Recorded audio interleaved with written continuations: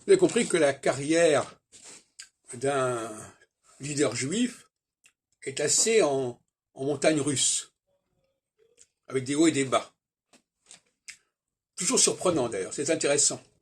Ce que j'appelle le facteur juif est un facteur stratégique qui va devenir de plus en plus important, à la fois quand il y a une montée et à la fois quand il y a une descente. La roche tarpéienne est proche du Capitole. Il faut savoir à quel moment il va y avoir un juif qui va être mis en avant et qui va sauver une situation, qui va me remettre de l'ordre. C'est le moment où la Saturne passe sur l'axe Poisson-Vierge, et le moment où ce juif va être remercié, va être licencié, si on peut dire, au bout de 7 ans, et c'est l'axe Gémeaux-Sagittaire. Savoir prévoir ces phénomènes-là est très important. Par exemple, vous avez un leader juif dans un pays donné, vous pouvez dire à tel moment, il ne va plus pouvoir tenir le coup. Vous savez à quel moment ça va se passer.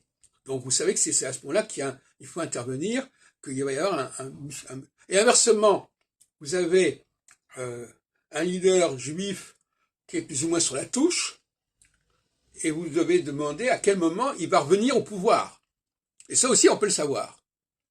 Donc ce sont des moments très importants. En fin de compte, si vous voulez, pour m'expliquer, ce mouvement judaïque, soit vers la montée, soit vers la descente, est au cœur de la cyclicité astrologique, et même au cœur de la cyclicité de l'humanité, de la société.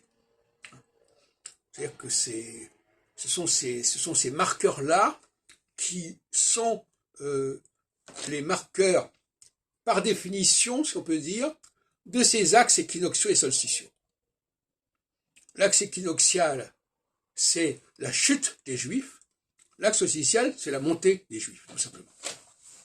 Donc là, nous avons un facteur qui est presque automatique, qui est systémique, et dont on ne saurait faire l'impasse, parce que c'est une clé fondamentale pour comprendre l'histoire de l'humanité.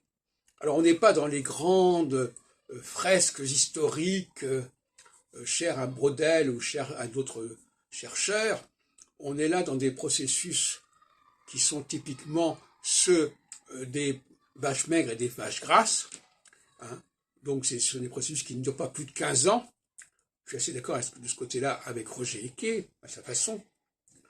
Donc tous les 15 ans, le jeu recommence, la partie recommence, phase équinoxiale, phase solsticiale, phase équinoxiale, phase solsticiale. Tout ça ne dure que 15 ans, et c'est globalement le même scénario qui se déroule depuis des millénaires.